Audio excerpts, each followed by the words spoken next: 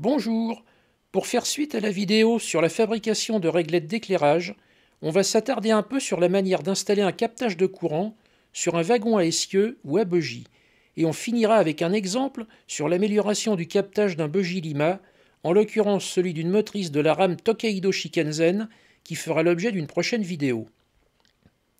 Alors pour être plus précis, je ne vais pas montrer comment installer une lamelle Jouef sur une voiture Jouef, ni comment installer une lamelle Rocco sur une voiture Rocco, car comme disait Fernand Reynaud, c'est étudié pour. Mais je vais plutôt montrer quelques utilisations non conventionnelles quand rien n'est prévu. Évidemment, chaque cas est particulier et il faut s'adapter à chaque situation, mais on va voir plusieurs exemples pratiques. Il existe différents moyens de capter le courant sur la voie, mais on ne va parler que des deux principaux, les fils enroulés autour de l'axe d'essieu et les lamelles de contact.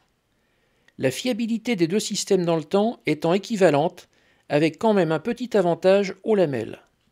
Chacun a ses avantages et ses inconvénients, et de là découlent ses indications.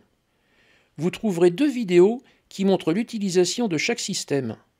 Les fils enroulés dans la vidéo sur les voitures DEV Inox, et les lamelles dans celle des voitures Romilly. Pour les fils enroulés, le principal avantage est la simplicité, et aussi le coût qui est nul. C'est le système qui freine aussi le moins, et sur une longue rame, ça peut faire la différence. Par contre, le captage est de qualité très moyenne, il fonctionne bien en roulant, mais se coupe souvent à l'arrêt. Il ne permet pas de passer de l'intensité, car l'inconstance du contact du fil sur l'axe d'essieu va créer des micro-étincelles si l'intensité du courant est un peu élevée, avec à terme une dégradation de l'état de surface du métal de l'axe d'essieu et du fil. Il est donc utilisable uniquement pour de l'éclairage. Il y a aussi un risque de déroulage du fil si on circule un peu trop en marche arrière.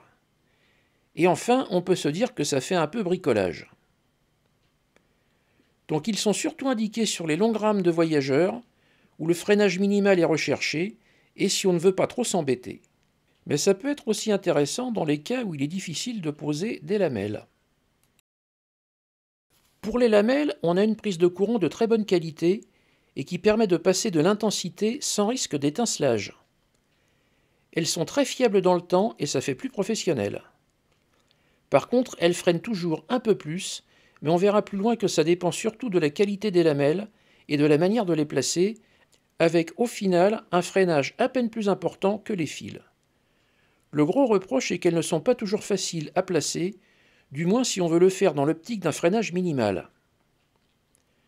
Donc les indications sont l'extension de la prise de courant d'une motrice à son deuxième bougie ou au bougie de la première voiture, comme dans le cas de l'EAD Jouef de 1980, avec prise de courant étendue à la remorque. Et enfin l'indication incontournable, c'est pour les feux de fin de convoi, qui sont justement là pour assurer la sécurité au cas où le convoi perdrait des wagons.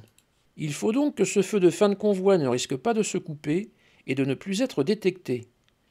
Dans le cas d'une rame voyageur éclairée, le feu de fin de convoi est moins important, car on peut se dire qu'il y aura toujours au moins une voiture qui consommera du courant. Et pour finir le tour des systèmes, on peut aussi citer les tubes en laiton ou en cuivre, enfilés sur l'axe d'essieu, mais je n'en parlerai pas, car ils sont à mes yeux plus difficiles à mettre en œuvre, et au final le captage n'est pas vraiment meilleur qu'avec un simple fil enroulé. En ce qui concerne le freinage, il faut être conscient qu'il est proportionnel à la surface de contact et à la pression exercée. On va commencer par voir le fil enroulé. Pour cela, on utilise deux morceaux de fil très souples, de 10 cm de long environ, dont 6 à 7 cm sont dénudés pour être enroulés sur les axes d'essieu. Ici, on va utiliser du fil multibrin qui provient d'anciens cordons parallèles d'imprimante qu'on trouve pour presque rien sur Le Bon Coin, voire pour rien du tout en déchetterie. Le diamètre du fil correspond à du 30 AWG. Le fil est bien torsadé et la pointe est très légèrement étamée pour ne pas s'effilocher au fil du temps. Les fils doivent être enroulés selon le sens de marche normal de la voiture pour qu'ils frottent dans le sens de l'enroulement et pas l'inverse qui finirait par détendre l'enroulement et dégrader la prise de courant, voire de dérouler le fil. La voiture aura alors un côté avant et un côté arrière. De même, le bout du fil doit être tourné vers la roue qui est reliée électriquement à l'axe et non vers la roue isolée, car il va forcément toucher l'intérieur de la roue à un moment ou à un autre, et cela ferait un court-circuit. On peut aussi mettre une petite goutte d'huile de paraffine sur le fil pour améliorer le roulement sans que ça ne nuise au captage du courant. Donc c'est très simple à faire, et j'ai des voitures qui roulent ainsi depuis plus de 15 ans, et ça tient bien dans le temps. A noter aussi qu'on peut facilement retendre le fil multibrin en le roulant avec le doigt dans le sens de son enroulement, ce qui resserre les spires et redonne un peu plus de contact électrique. On peut aussi utiliser un fil monobrin rigide pour faire 4 ou 5 spires autour de l'axe d'essieu. Ici, c'est du fil de téléphone. On va y souder un fil souple pour remonter dans la caisse, car le fil rigide va entramer les mouvements du bogie et ça va faire dérailler en courbe.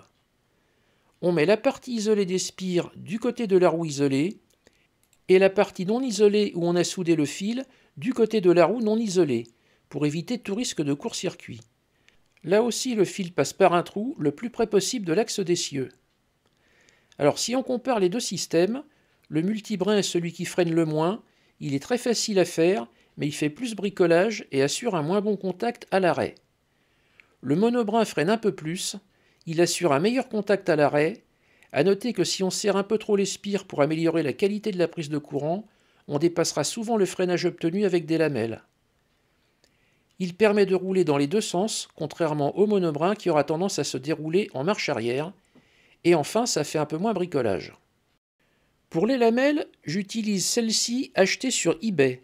Elles sont très fines et très souples et ne freinent que très peu comparé aux traditionnelles lamelles en chrysocale, qui est un alliage de cuivre, de zinc et d'étain, et qui est beaucoup plus rigide et qui freine nettement plus.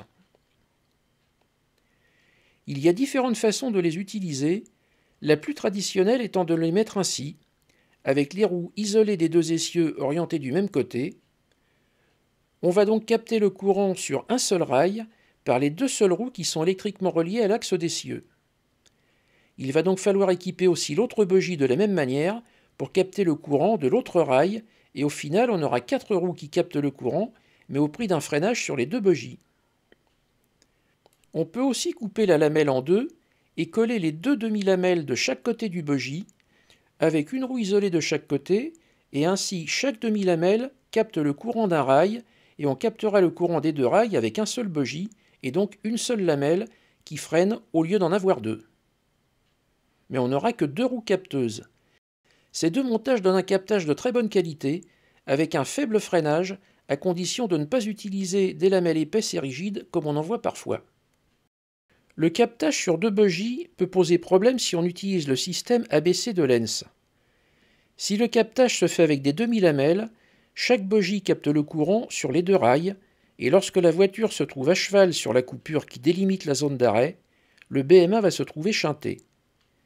S'il n'y a qu'une voiture ainsi équipée, la distance d'arrêt sera simplement rallongée, mais si c'est toute la rame, elle ne s'arrêtera pas du tout. Par contre, si on utilise une lamelle entière sur chaque bogie, le bogie arrière captera sur le rail gauche par exemple, et le bogie avant sur le rail droit, et il n'y aura pas de problème. C'est pourquoi on ne doit utiliser qu'un seul bogie pour le captage avec 2 demi-lamelles, si on doit utiliser aussi le freinage ABC de Lenz. C'est ce que j'avais fait dans la vidéo sur les voitures Romilly.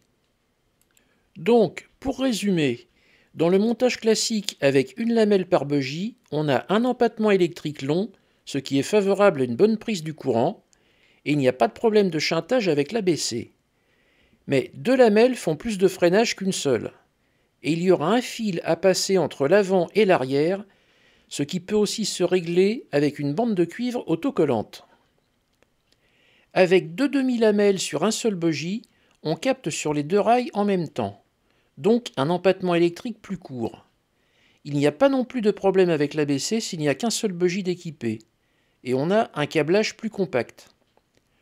Le problème de l'empattement électrique est à relativiser, car avec un condensateur, il n'y a aucun risque de clignotement au passage sur des appareils de voix. C'est pourquoi c'est la solution que je privilégie le plus souvent. On peut aussi les faire frotter directement sur les roues, soit à l'intérieur de la roue, soit sur l'extérieur, soit enfin sur le dessus de la bande de roulement. Ces trois positionnements apportent beaucoup plus de frottement et de freinage, le pire étant le positionnement sur le dessus de la bande de roulement, mais c'est aussi celui qui donne la meilleure prise de courant avec une fiabilité à 100%. On utilise ici le captage sur 4 roues avec un seul bogie, et c'est surtout utilisé sur les motrices. Mais il n'est pas adapté à la prise de courant juste pour de l'éclairage de voiture à cause de son trop gros freinage. Et même sur une motrice, il faut bien régler la pression de la lamelle pour avoir l'efficacité avec le minimum de freinage. Le gros avantage du frottement sur la bande de roulement est le très faible encrassement. Il est auto-nettoyant. C'est le système que j'ai utilisé ici, par exemple, sur le tender de la 231C, mais aussi sur les motorisations des autorails et automotrices Atlas, et qui m'a donné une totale satisfaction avec des prises de courant sans défaut sur ces machines. Attention dans ce cas à ce que la lamelle ne frotte pas en plus sur le boudin de la roue, ce qui va rajouter inutilement du freinage. On peut donc être amené à meuler un peu le bout de la lamelle en largeur. Une fois qu'on a choisi le positionnement, on va souder un fil sur chaque lamelle, et il faut du fil très souple et pas trop gros. Là encore, le 30 AWG siliconé est parfait.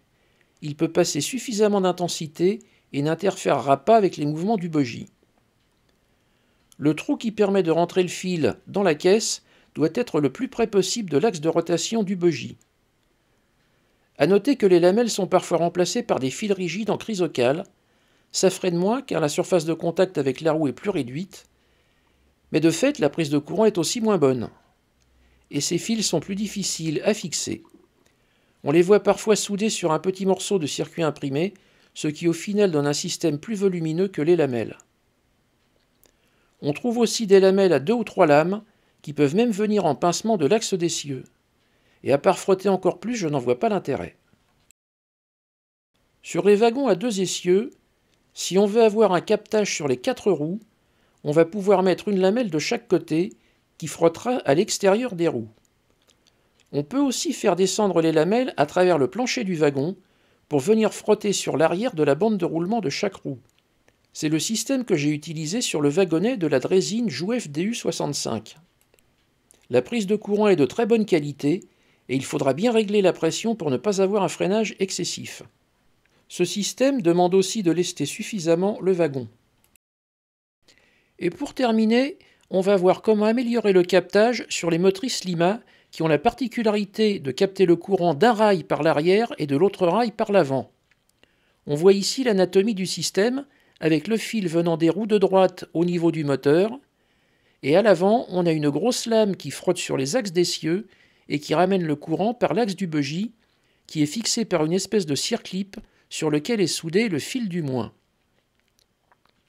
L'empattement électrique est très long, mais malheureusement ce système est perfectible et ces machines ont une prise de courant qui n'est pas terrible du tout et qui pose souvent problème en DCC. On va donc modifier le bogie avant en supprimant la lamelle qui est en plus très rigide par 2 lamelles qui au final frotteront moins et permettront d'avoir la prise de courant sur les 4 roues. On commence par tout démonter et on va en profiter pour bien repolir les roues car des roues ternies et piquées ne peuvent pas assurer un captage de bonne qualité. Si les roues sont très ternies, on peut utiliser des points de caoutchouc pour commencer. Ensuite, on va polir finement les bandes de roulement avec une gomme à daim pour chaussures. Celle que j'utilise vient d'AliExpress et elle a l'avantage de ne pas se désagréger comme celle que j'ai pu trouver en supermarché et qui coûtait bien plus cher. Sa dénomination est un peu particulière, à l'image de beaucoup de choses vendues sur le site, certainement à cause d'une traduction approximative en anglais. Quand les essieux ont un axe extérieur qui ressort, on pourrait les monter sur une perceuse sans fil pour les faire tourner, ce qui va beaucoup plus vite. Ici, c'est l'exemple sur un bogie capteur et moteur d'une D6100 Jouef, mais c'est le même principe partout. Le but étant d'obtenir un polymiroir pour assurer un contact optimal avec le rail, ce qui limitera l'encrassement. Ensuite, on coupe un côté des lamelles pour que la lamelle soit bloquée vers le bas et ne puisse pas descendre. Il faut bien faire attention à ce qu'elle ne touche pas l'axe d'essieu, ce qui ferait un court-circuit. On va remplacer l'axe d'origine par un boulon à tête plate de type M3 de 3 mm de diamètre. On vient souder un fil sur chaque lamelle, le fil devant partir vers le haut, et on va coller les lamelles des deux côtés du bogie à la cyanolite pour qu'elles frottent sur l'intérieur des roues. On peut sécuriser le collage avec deux petites cales en plastique ou imprimées en PLA pour bloquer le milieu des lamelles. Une fois leur position bien validée, on pourra mettre une goutte de colle pour que rien ne bouge ensuite. Les deux fils passent par un trou dans le plancher et on refixe le bogie avec le boulon dont l'écrou sera bloqué avec une goutte de cyanolite une fois que les essais de roulement auront été faits. Attention au remontage du bogie car il y a un piège. La plaque du fond est métallique et elle touchera les axes d'essieu en roulant, si bien qu'il faut bien mettre les roues isolées du même côté pour que les axes d'essieu aient la même polarité, sinon vous aurez un court-circuit. Au final, on va donc avoir un captage sur les 4 roues de l'avant et 2 roues de l'arrière sur le moteur, ce qui améliore nettement les choses. Donc ça, c'est vraiment quelque chose à faire sur les anciennes Lima, dont par ailleurs le moteur n'est pas désagréable du tout et qui valent le coup d'être numérisés. Voilà, j'espère que cette vidéo vous sera utile et je vous remercie de votre fidélité. N'hésitez pas à apporter des précisions ou à corriger des bêtises que j'aurais pu dire et n'oubliez pas de vous abonner pour ne pas louper la suite. À bientôt!